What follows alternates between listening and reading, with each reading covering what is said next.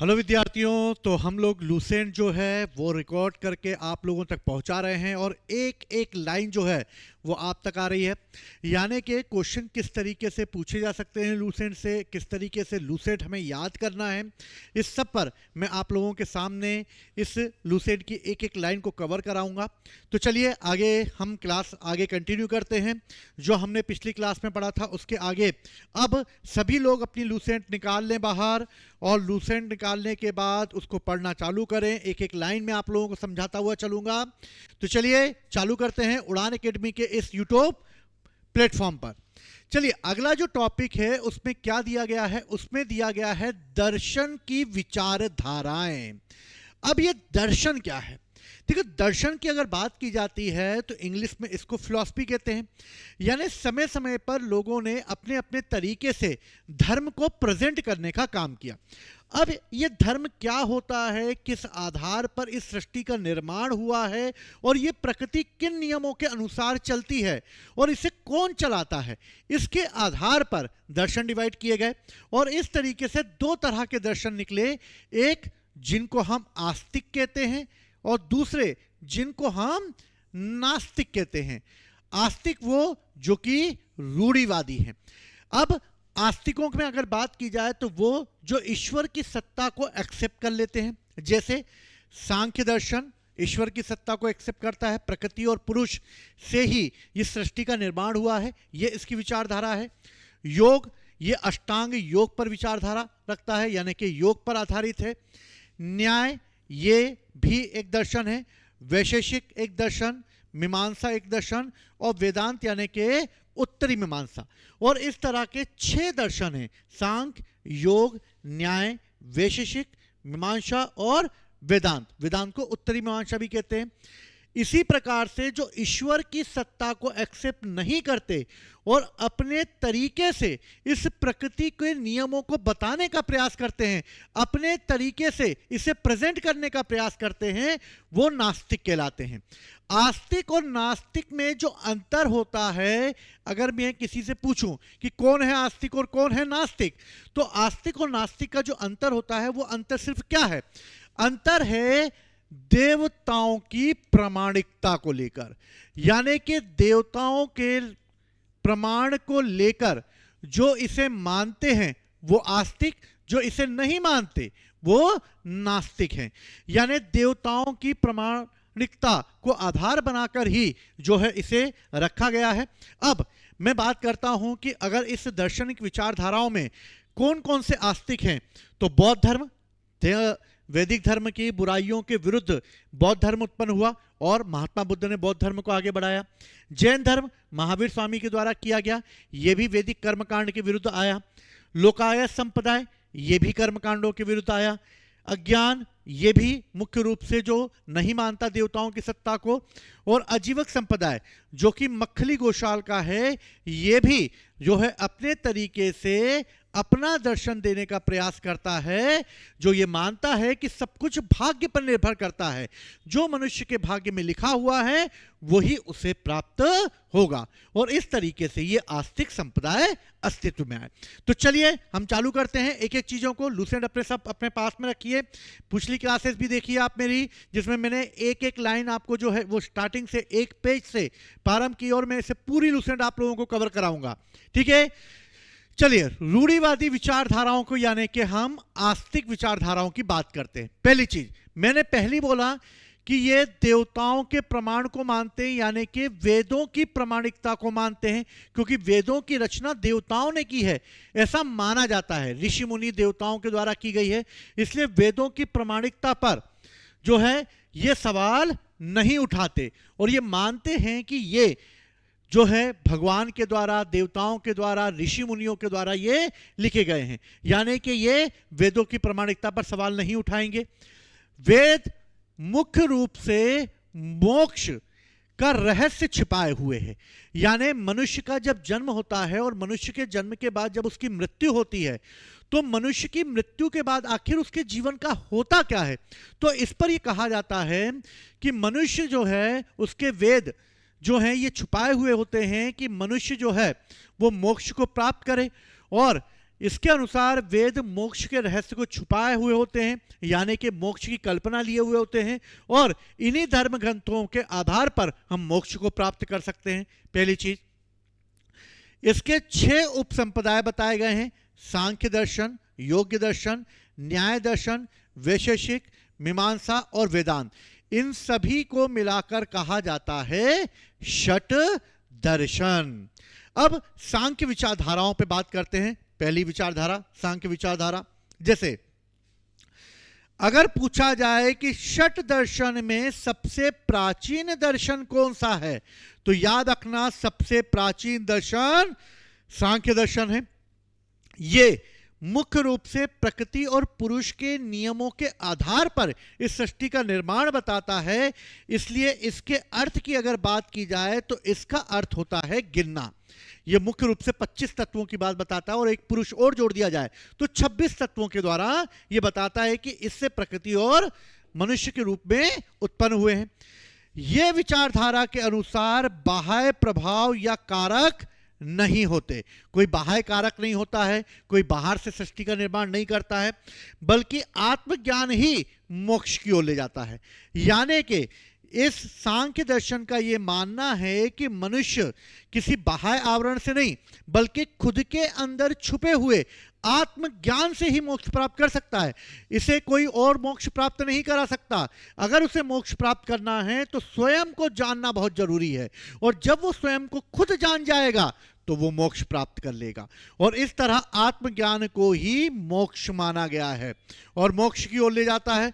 और इस तरीके से आत्मज्ञान के आधार पर ही मोक्ष की ओर हम जा सकते हैं। यह विचारधारा जो है वो द्वैतवाद में विश्वास करती है, और यह मानती है कि आत्मा और पदार्थ यानी प्रकृति और पुरुष 2 तत्वों की पृथक सत्ताएं ही इसका निर्माण करती हैं। अर्थात यह अवधारणा सभी ज्ञान को आधार मानती है और ज्ञान को 3 रूप में देखने का प्रयास करती है, और यह मानती है कि इस समय ज्ञान जो है उसके 3 मुख्य रूप हो सकते हैं। पहला, प्रत्यक्ष, यानी कि जब तक तुम किसी चीज की अनुभूति प्राप्त ना कर लो तब तक तुम उसमें विश्वास नहीं कर सकते, यानी प्रत्यक्ष अनुभूति की बात करता है। दूसरा, अनुमान, तुम्हें निष्कर्ष निकालना होगा कि आखिर तुमने जो प्रयास किए उसके आधार पर। और तीसरा होता है शब्द, यानी जो तुमने सुना, यानी श्रवण। और इस तरीके से प्रत्यक्ष, अनुमान और शब्द के आधार पर जब हम अपना अन्वेषण करते हैं, अपना खोज करते हैं, अपने ज्ञान को आगे बढ़ाने का प्रयास करते हैं, और इसके लिए जो हम टेक्निक अपनाते हैं वो टेक्निक वैज्ञानिक तरीके के आधार पर होती है। और इस तरीके से सांख्य दर्शन अपने अस्तित्व को बनाए रखने के लिए विचारधारा देता है। योग की अगर बात की जाए तो योग का अर्थ होता है बेसिकली क्या? योग जैसे नाम में ही लिखा हुआ है, योग मतलब शारीरिक क्रियाओं के द्वारा मोक्ष प्राप्त करना। यानी कि मानव को अपने शारीरिक प्रयोग करने होंगे। बैठे बैठे योग करता रहेगा, ओम करता रहे, भैया योग करना पड़ेगा ना, बिना योग करे कैसे ज्ञान प्राप्त होगा? तो योग का प्रयोग करें और ध्यान लगाएं, और ध्यान लगाने के आधार पर ही जब वो मानव शारीरिक रूप से अपने आप को मजबूत कर लेगा, ध्यान करेगा, और ध्यान करने के बाद ही वो मुक्ति प्राप्त कर पाएगा। यानी मुक्ति प्राप्त करने के लिए हमें यम यानी स्वयं पर नियंत्रण का अभ्यास करना होगा। जब तक मैं अपने शरीर पर स्वयं अभ्यास ना कर लूं तब तक मैं आत्मज्ञान प्राप्त ही नहीं कर सकता। मैं शारीरिक क्रियाओं के आधार पर ही जो है वो मोक्ष प्राप्त करने का अभ्यास कर सकता हूं, मोक्ष प्राप्त कर सकता हूं। नियम, व्यक्ति जीवन को संचालित करने वाले नियमों का पालन करे। यानी मुख्य रूप से है कि यम यानी शारीरिक रूप से यानी स्वयं को नियंत्रित करके अभ्यास करे, नियमों का पालन करे, और फिर इसके आधार पर वो प्रत्याहार यानी कि विषय का चयन करे, धारणा यानी मन को स्थिर करे, ध्यान लगाए और किसी भी विषय पर अपने आप को एकाग्र कर ले, और फिर समाधि यानी मन और पिंड का विलय जब स्वयं उसके अंदर हो जाएगा और पूर्ण रूप से जब वो अपने आप को कंट्रोल करने लगेगा, तब मनुष्य जो है योग के आधार पर मोक्ष प्राप्त कर सकता है।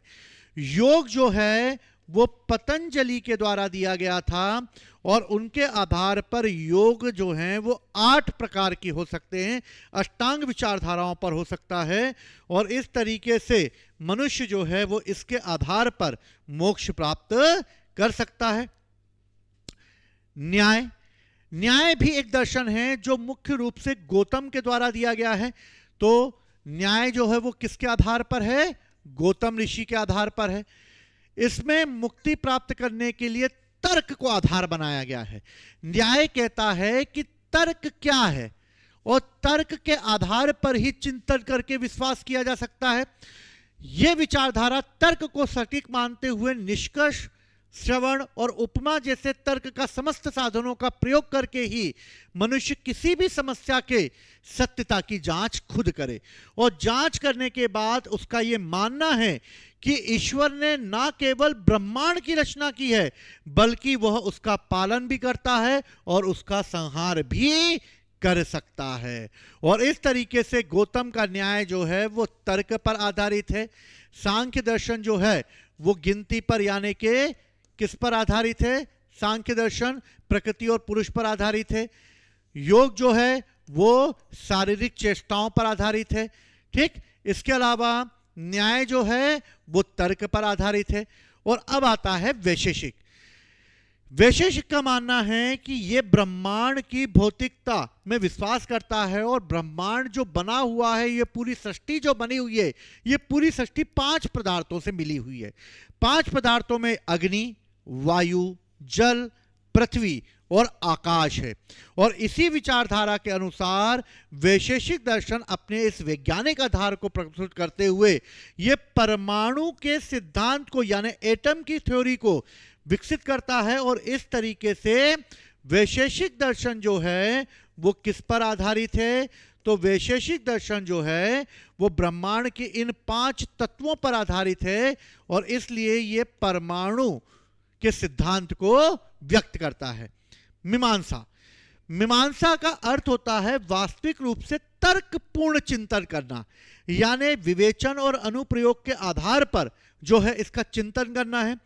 यदि व्यक्ति को धार्मिक श्रेष्ठता, स्वर्ग और मुक्ति प्राप्त करनी है तो उसे वेदों को नियत सभी कर्तव्यों के पालन करते हुए इसकी पूर्ति की जा सकती है।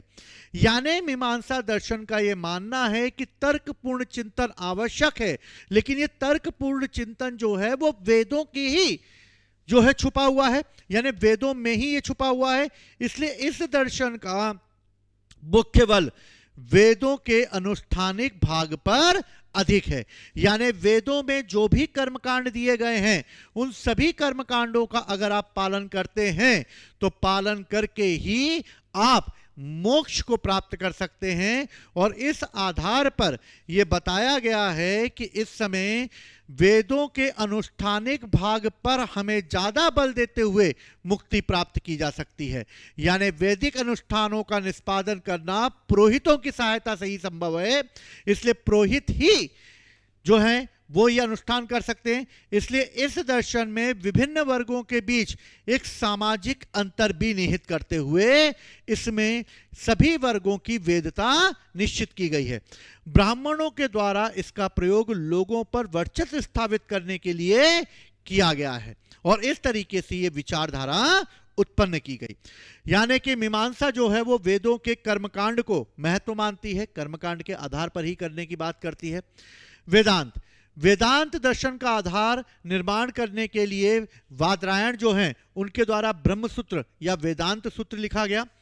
इस दर्शन के अनुसार जो सबसे महत्वपूर्ण चीज है वो ये है कि ब्रह्म ही इस जीवन की वास्तविकता है और शेष सब जो है वो मिथ्या है। यानी ईश्वर जो है वही ब्रह्म है और ब्रह्म ही सब कुछ है। और इस तरह स्व का ज्ञान यानी स्वयं का ज्ञान हो जाने पर वो स्वतः ब्रह्म की अनुभूति प्राप्त कर सकता है। अगर वो खुद को जान जाए तो वो ब्रह्म को जान सकता है। इसलिए स्व की ज्ञान को ही आधार बनाते हुए ब्रह्म की अनुभूति कर मुक्ति प्राप्त की जा सकती है और इस तरह ब्रह्म और आत्मा के अविनाशी और शाश्वत बने रहने पर यह बल कर देता है। और इस तरह हमने कितने दर्शन देखे? हमने देखे पूरे 6 दर्शन। पहला दर्शन क्या है? पहला दर्शन जो है वो सांख्य का है और सांख्य दर्शन जो दिया गया है वो कपिल मुनि के द्वारा दिया गया। और ये दर्शन किस पर आधारित है? ये दर्शन जो है वो प्रकृति और पुरुष पर आधारित होते हुए ये तत्वों की गणना करता है और तत्वों की गणना करते हुए टोटल 25 + 1 और इस तरह 26 तत्वों की चर्चा करता है। योग पतंजलि का है और योग पतंजलि का 8 प्रकार के योग की बात करता है। ठीक। न्याय गौतम का है और यह तर्क पर आधारित होकर ज्ञान प्राप्त करने की बात करता है। वैशेषिक कनाद का है और वैशेषिक जो कनाद का है यह मुख्य रूप से तत्वों की बात करता है और कितने तत्वों की? 5 तत्वों की बात करता है, इसलिए यह परमाणु के सिद्धांत की बात करता है। मीमांसा ये ब्रह्मांड यानी कि ब्राह्मणों के द्वारा स्थापित किए गए जो वेद हैं और वेदों में जो कर्मकांड हैं, इन्हीं कर्मकांडों के आधार पर जो ये मानता है कि जो ब्राह्मण रूपी देवताओं के द्वारा जो वेदों की रचना की गई है और उसमें जो कर्मकांड है उसके आधार पर ही मोक्ष प्राप्त किया जा सकता है। और वेदांत यानी कि उत्तरी मीमांसा जो वादरायण की है, ये मुख्य रूप से क्या कहती है? ये कहती है कि मनुष्य जो है इस सृष्टि का निर्माण करता नहीं, बल्कि इस पूरे ब्रह्मांड के रचना जो है वो स्व में ही छुपा हुआ है, यानी मनुष्य स्व ही अपने आप को जान के इस ब्रह्म रूपी ज्ञान को जान सकता है और इस तरह पूरे सृष्टि का निर्माण इसी ब्रह्म में छुपा हुआ है। और इस तरीके से अलग अलग दर्शन दिए गए। इन दर्शनों के आधार पर कुछ दर्शन और आए, जैसे कि आगे चलकर नास्तिक विचारधारा उत्पन्न हुई और नास्तिक विचारधारा जो उत्पन्न हुई ये वेदों की प्रामाणिकता पर विश्वास नहीं करते। याद रखना, नास्तिक लोग वेदों की प्रामाणिकता पर विश्वास नहीं करते और भगवान के अस्तित्व पर प्रश्न खड़े कर देंगे, यानी ये भगवान के ऊपर प्रश्न खड़े कर देंगे कि भगवान होता भी है या नहीं होता। ये 5 उपधाराओं में विभाजित है, जैसे बौद्ध, जैन, लोकायत, अज्ञान और आजीविका। बौद्ध धर्म वेदों के द्वारा स्थापित किए गए ईश्वर को, सत्ता को ईश्वर स्वीकार नहीं करता। जैन भी नहीं करते, लोकायत भी नहीं करते, अज्ञान भी नहीं करते और आजीवक नहीं करते। लोकायत दर्शन जो है वो किसका है? वो चार्वाक का दर्शन है। बृहस्पति ने इस विचारधारा की नींव रखी थी और उसकी चर्चा वेदों और वैदारण्यक उपनिषद में भी हमें मिलती है और यह बताता है कि इस ब्रह्मांड में सिर्फ 4 तत्व हैं, अग्नि, पृथ्वी, जल और वायु। और इस विचारधारा के तहत आकाश को इसकी गणना के आधार पर 5 आधारभूत तत्वों में शामिल नहीं किया गया, क्योंकि मनुष्य इसकी अनुभूति प्राप्त नहीं कर सकता है, क्योंकि आकाश में वो जा नहीं सकता है, इसलिए वो इस तत्व को एक्सेप्ट नहीं करते। इस विचारधारा के अनुसार इस विश्व में पर कोई अन्य जगत नहीं है, जो कुछ भी है वो यही है, यही भोगना है, यही मरना है, यही निपट जाना है, सब कुछ यही हो जाएगा, कुछ होगा ही नहीं, मार्केट में कुछ बचेगा ही नहीं। इसलिए मृत्यु ही मानव का अंत है और तथा सुख भोग ही मानव के जीवन का चरम लक्ष्य होना चाहिए। इसलिए खाओ पियो मस्त रहो के सिद्धांत को प्रतिपादित करता है चारवाक का नियम। यानी चारवाक कहते हैं जब तक जियो सुखी होकर जियो, खुश होकर जियो, एंजॉय करते रहो, पबजी खेलो, गेम खेलो, पढ़ाई लिखाई छोड़ दो, सब करो, ऐसा वो कहता है। तो ऐसा अर्थ मत निकाल लेना उसका, ठीक है ना। इसका मतलब है जब तक जियो सुखी जियो, चाहे घी उधार लेकर पियो। तो याद रखना, खाओ पियो मस्त रहो का सिद्धांत है चारवाक का, कि भैया जो कुछ भी होना है यही होना है, इसी जगत में होना है, इसी जगत में तुम रहोगे, इसी जगत में मर जाओगे, गेम ओवर हो जाएगा तुम्हारा इसी में, इसलिए मृत्यु को प्राप्त कर लोगे। अज्ञान ये कट्टरपंथी है और ये विश्वास करता है कि ज्ञान प्राप्त करना असंभव है, यदि यह संभव भी है तो मोक्ष प्राप्ति के लिए यह ज्ञान व्यर्थ है। इसका विश्वास है कि अनभिज्ञता सर्वोत्तम होनी चाहिए और अज्ञान ये मानता है कि कभी भी ज्ञान को प्राप्त नहीं किया जा सकता। ज्ञान अगर प्राप्त कर भी लोगे तो मोक्ष को नहीं प्राप्त कर पाओगे, और मोक्ष प्राप्त नहीं कर पाओगे तो इससे अच्छा है कि अनभिज्ञता ही सर्वोत्तम बने रही। पगले जैसे घूमते रहो, कोई फर्क नहीं पड़ रहा, अनभिज्ञ, कुछ नहीं पता मैं। तो भैया जिसको कुछ नहीं बनता उसको लोग क्या बोलते हैं, इसको कुछ नहीं आता, छोड़ो यार, इसको क्या बोलना। तो भाई लोग बोलेगा ही नहीं, एंजॉय करो अपना, कोई टेंशन नहीं है इसको, ठीक। आजीवक संप्रदाय, यह भी बौद्ध और जैन धर्म की तरह ही आजीवक संप्रदाय आया था और इसकी स्थापना मक्खली गोशाल ने की। ईसा पूर्व 6वीं शताब्दी में जब जैन धर्म और बौद्ध धर्म स्टेब्लिश हो रहे थे तभी आजीवक संप्रदाय भी स्टेब्लिश हो रहा था। बौद्ध धर्म और जैन धर्म के विपरीत ये कर्म के सिद्धांत में विश्वास नहीं करता, और जैन धर्म और बौद्ध धर्म मानते हैं कर्म को आधार मानना चाहिए, लेकिन ये कर्म को आधार नहीं मानता, और ये कर्म को भ्रामक मानते हुए ये कहता है कि बौद्ध और जैन धर्म की तरह ही मैं भी वेदों की सत्ता को नकारता हूं, लेकिन मेरे द्वारा जो मुख्य रूप से जिसकी प्रामाणिकता मानी जानी चाहिए वो मानी जानी चाहिए भाग्य को। और इस तरह सावस्ती आजीवकों का प्रमुख केंद्र बन गया था। आजीवक लोग सावस्ती में रहते थे, वो हाथ में डंडा लेके चलते थे, एक दंडिक होते थे और इस तरह ये जगह जगह घूमते थे। आजीवक संप्रदाय के मानने वाले लोग निराकार आत्मा की अवधारणा को के विपरीत आत्मा के भौतिक रूप में विश्वास करते हैं और ये मानते हैं कि आत्मा जो है जो भौतिक रूप में ही उपलब्ध होती है, इसलिए जो भी होता है वो सब कुछ भाग्य पर निर्भर करता है, यो तुम्हारी नियति पर निर्भर करता है।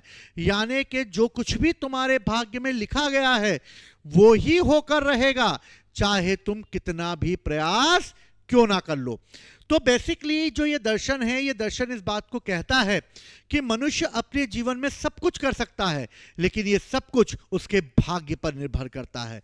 अगर उसके भाग्य में है, उसकी नियति में है, तो वो उसे जरूर मिलकर रहेगा।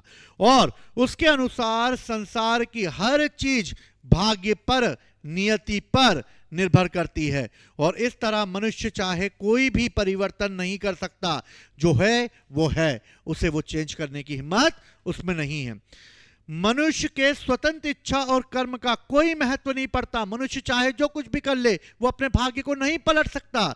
और इस तरह बिंदुसार जो थे वो इसी आजीवक संप्रदाय को मानने वाले थे। अशोक ने अपने स्तंभों में भी, यानी कि 7वें स्तंभ में भी जो है आजीवक संप्रदायों का उल्लेख कहा है, और उसने कई गुफाएं जो हैं वो भी आजीवक संप्रदायों को दान में दी हैं। वेदांत दर्शन में उपनिषद, भगवद गीता, ब्रह्म सूत्रों को ज्ञान का प्रमुख स्रोत मानते हुए इन्हें प्रस्थान त्रयी में शामिल किया गया है। तो मोस्ट इंपॉर्टेंट है, याद रखना, प्रस्थान त्रयी में, प्रस्थान त्रयी में उपनिषद आएगा, भगवद गीता आएगी और ब्रह्म सूत्र आएगा। ये तीनों मिलकर क्या बनाते हैं?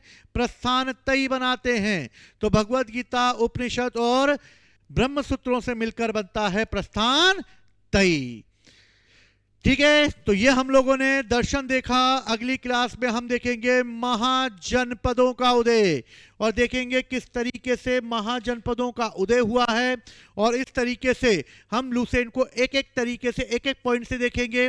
तो आशा करता हूं आप लोगों को ये सीरीज पसंद आ रही होगी, आप इसे जरूर देखें, और इसी के तहत हिस्ट्री, ज्योग्राफी, पॉलिटी सब मैं आपको लेकर आऊंगा। अगर आप इसको ईमानदारी से पढ़ते हैं तो लूसेंट पूरी तरीके से मैं आपको याद करा दूंगा। ठीक है, तो इसी के साथ उड़ान एकेडमी की तरफ से जय हिंद, जय भारत।